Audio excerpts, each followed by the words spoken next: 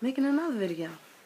I'm making 3 videos today since yesterday I forgot to make the video that I said I was going to make. So, here's the beginning of this video, the first question of this video. An aquarium is 12 inches high, 24 inches long, and 10 inches wide. A goldfish needs 144 cubic inches of space to live.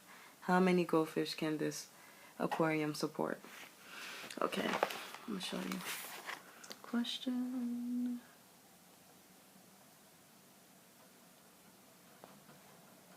And then for this problem, you're going to use length times width times height. You're going to use the volume of a formula. The volume of a rectangle. I'm sorry. It's an early morning. Yeah, so you use the volume of a rectangle formula. Why do you do that? Because you see,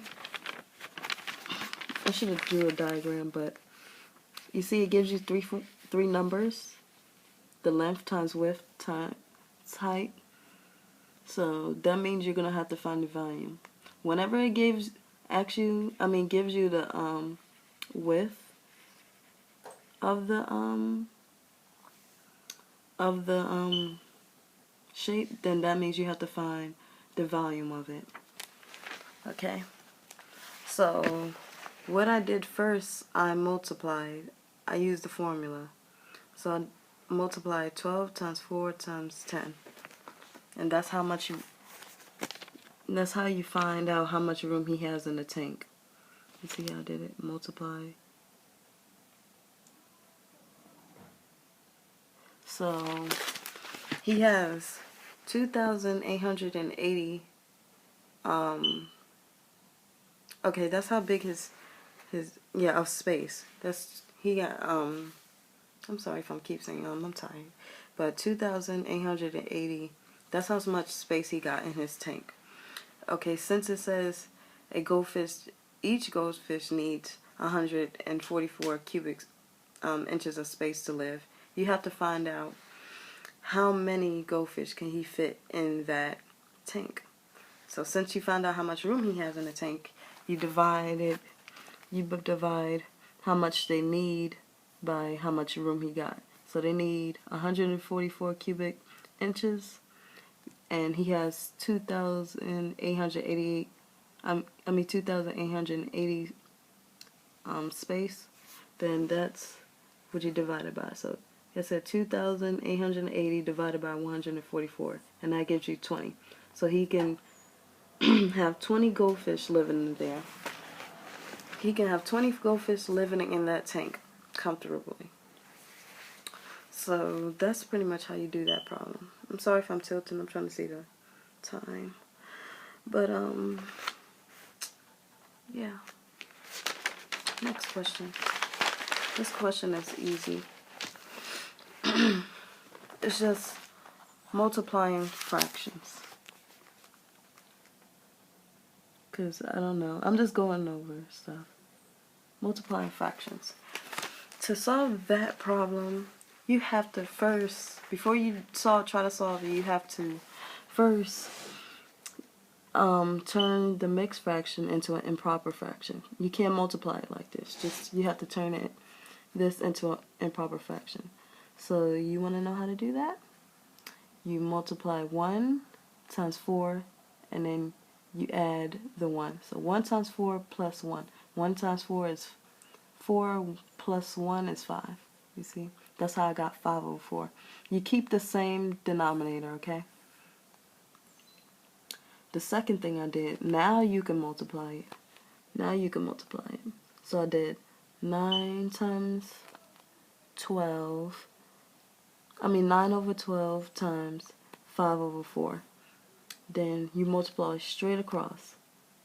9 times 5 is 45. 12 times 4 is 48. Then you have to simplify. I divided each number by 3. So 45 divided by 3 is 15. 48 divided by 3 is 16. Make sure you simplify the fractions if they can be simplified, okay? Because if you just leave it like that, you're going to get it wrong.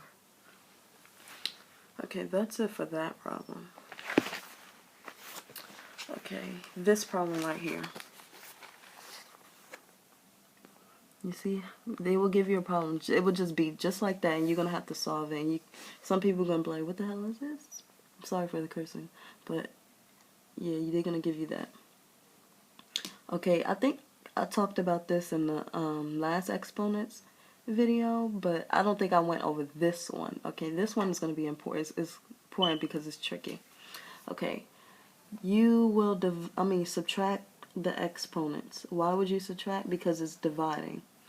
Why do you say it's dividing? Because it has a fraction bar, and fraction bars normally dealing with dividing.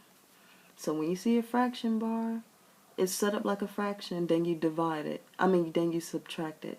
Dividing means subtract, okay? And we're dealing with exponents. So I'm going to subtract 4 take away 7. You don't subtract the x, you just subtract the exponent. So 4 take away 7 is -3. 6 take away 2 is 4. Okay, you set it up like this. Y on top, y to the 4th power, and x to the 3rd. Okay, the reason why I don't have -3 anymore is because you don't put the x back at the top. You don't put x back at the top because it's a negative. It was a negative. And then you just put it at the bottom and take away the negative sign. So it'd be just x to the 3rd power. You see what I did? It's going to be like that all the same way. So if this 4 was a negative, you would have put this, if this 4 was it was a negative and this was a +3, you would have put the x at the top, the x to the 3rd power at the top, and the y to the 4th power at the bottom. And it would just be a positive. I don't know if I'm explaining this right. But I'm sure it's this way though. Because you're never going to have a -3 when you're dividing, when you're subtracting exponents like this. So when you get a problem like this and it gives you a negative, you get a negative answer. Whatever negative thing you have right here, then you put it at the bottom. So whatever negative number you have, exponent you have, you put it at the bottom and switch it to a positive. I don't know if I explained that right. I don't know if I explained it clearly. I know I explained it right, but I don't know if I explained it clearly. So, that's it for this thing. For those that watch my video and get confused about why am I going over math problems, if you watch my other videos, it's dealing with the Asvab for random people that's just looking up math. This is not like general math. I'm not going over every single math point. I'm just going over math problems for the Asvab. I'm not going over any other kind of math. I don't help with homework. I help with the Asvab for the math part. I don't do...